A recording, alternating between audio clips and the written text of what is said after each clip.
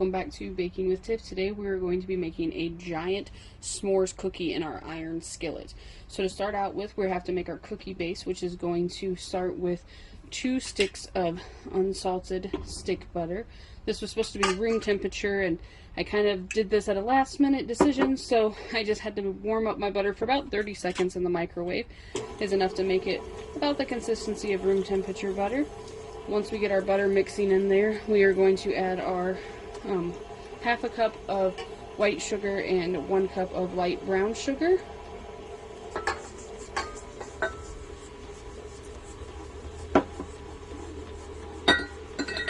We'll let that combine, and then we will add our 2 large eggs,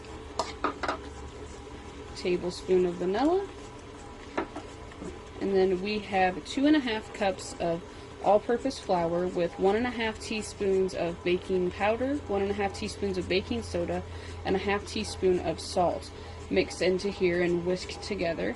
So we will add that in there.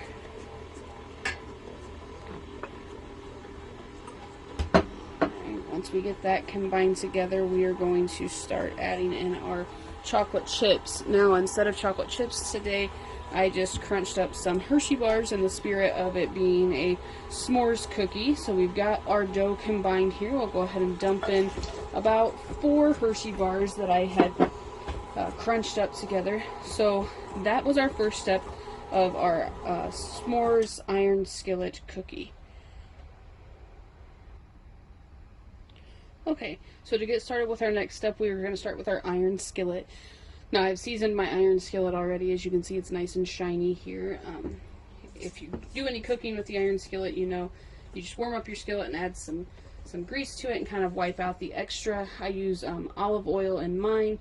So what we're going to start out with is we're going to put some cookie dough down. We're going to use about half of our cookie dough to create a base here.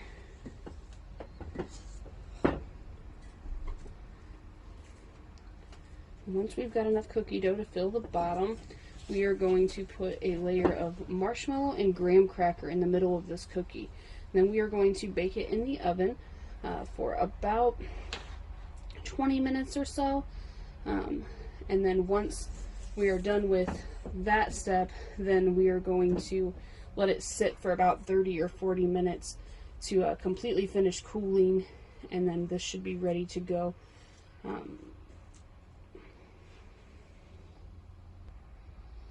Okay, so we've got our cookie down.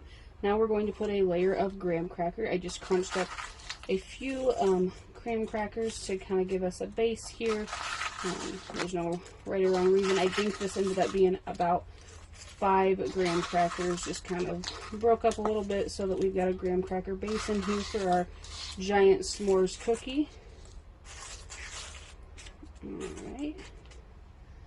Now we're going to add some marshmallows. I had these from just having some fires over the weekend and roasting some marshmallows, so I'm just going to use these. Spread them out.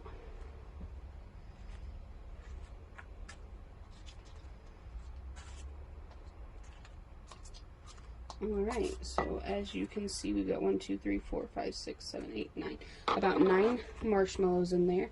And then we are going to take the rest of our cookie dough and we are going to layer it over that. Once we get done with that, we're going to be ready to bake this giant s'mores cookie.